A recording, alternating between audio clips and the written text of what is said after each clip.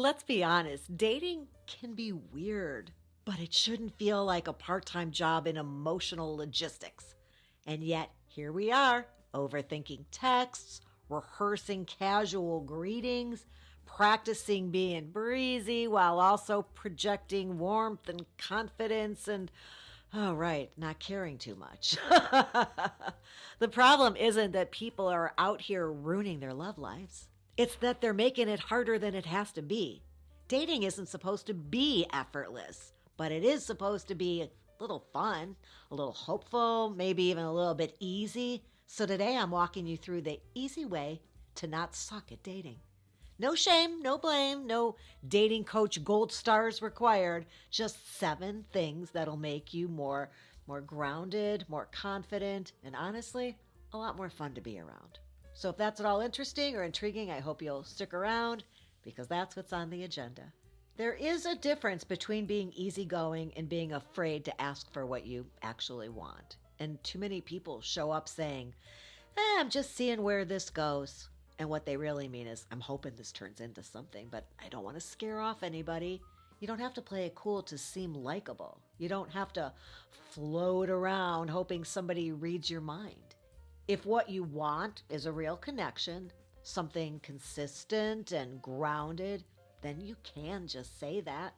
Clarity doesn't necessarily ruin your chances. It sometimes sharpens them. So when you're upfront about what you're looking for, you attract people who are capable of meeting you there. That's not pushy, that's efficient.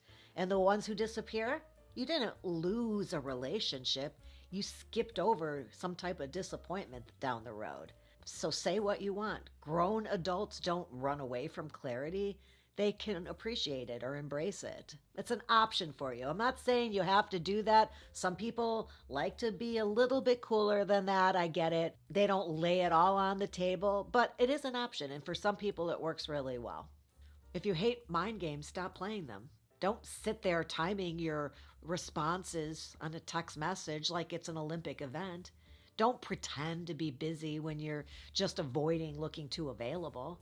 If you like somebody, you are allowed to let them know. If you're curious, you can be curious. People aren't usually turned off by clarity. They're turned off by confusion. Acting cool so you don't come off as too eager isn't a strategy. It's a means to exhaustion. If that's not you, don't do it. And honestly, if somebody loses interest because you texted back promptly and seemed interested, they did you a favor. Here's the real truth. Emotional availability isn't a flaw. It's a feature. You're not trying to win dating. You're trying to connect during dating. And connection doesn't happen when everybody is pretending not to care. Please, if you want to be good at dating, practice being good at talking. And I don't mean rehearsing a list of fun facts about yourself like it's a job. I mean, can you ask a question without turning it into a TED Talk? Can you listen without waiting for your turn to speak? Do you show curiosity? Do you remember what somebody said the first time you met? Sometimes all it takes is a good cup of coffee, and suddenly the thing that you've been overthinking just makes sense. That's kind of what it's like being a subscriber here.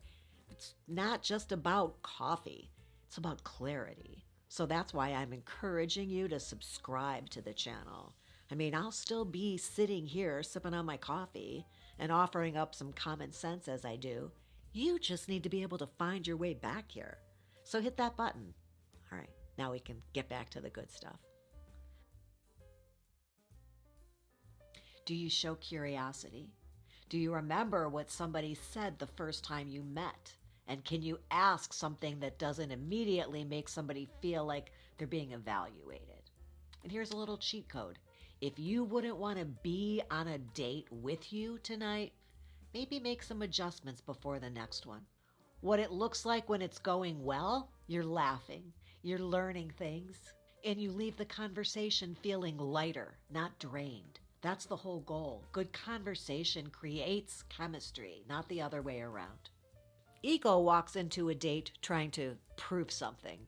Curiosity walks into that same date hoping to discover something.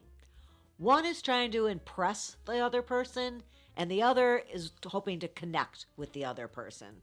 So remember, you don't have to wow anybody. You don't have to rattle off your resume and talk about how fulfilled and fabulous your life currently is, because it's not a sales pitch. Let your curiosity do the heavy lifting. That, I promise you, is where the spark lives.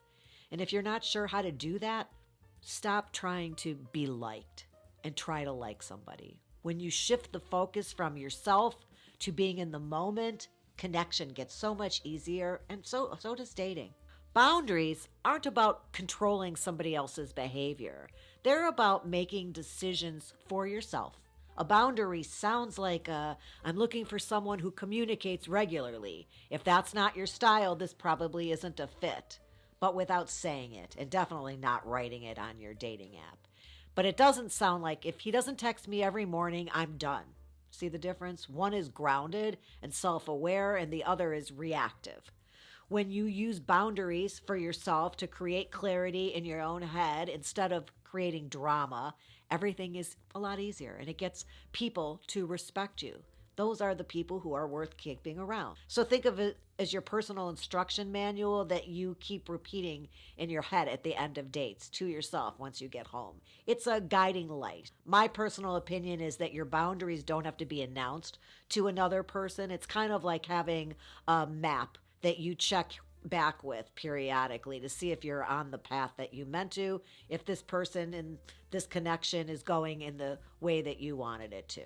This one's big, and I alluded to it already, but would you want to date the version of you who shows up to most of your dates lately? Are you showing up with big energy and presence and warmth, or are you showing up kind of half distracted, defensive, or expecting disappointment? It's okay if you're tired, but you can't expect dating to feel good if you're bringing an I'd rather be home watching Jeopardy kind of energy to every interaction you have. Be someone who's pleasant to be around. That alone is going to put you ahead of 80% of the dating pool. And if that feels like a lot, just remember, you don't need to be perfect. You need to be present. When you are warm and open and grounded, the right people notice. And if you can't muster that, then maybe you need a break. Maybe you should be home watching some tube and taking some time for you before you put yourself back out there again. No shame in that game either. You're not solving a crime. You're not even managing a company merger. You're meeting a person. So breathe. You don't need a perfect script. You just need to be a decent human who's open to other people. Dating doesn't work when we spend all our energy trying to control the outcome. It works when we get clear on what we want and we stay open to whoever it is that shows up. And we know when to walk away if it's not a fit. That's it. That's the formula, really. Not perfect, but a lot easier than whatever you were doing before, I'm guessing. And when it's going well, it's not confusing. It's not chaotic. You're not exhausted trying to interpret every signal. You're just enjoying it. And that's how you know you're doing it right. You don't need to win anybody over. You just need to be real and present, curious, kind, and that's the easy way to not suck at dating. Look, it's a whole lot more effective than whatever TikTok is suggesting today. Hey, before you go, please give my mom the thumbs up that she's kindly demonstrating and asking for. She says it's the only way she's going to let me keep doing these videos. And don't forget to subscribe, because showing a little interest, yeah, that's how connection starts. I appreciate you, and I appreciate you hanging out with me today. Until next time, have a good one.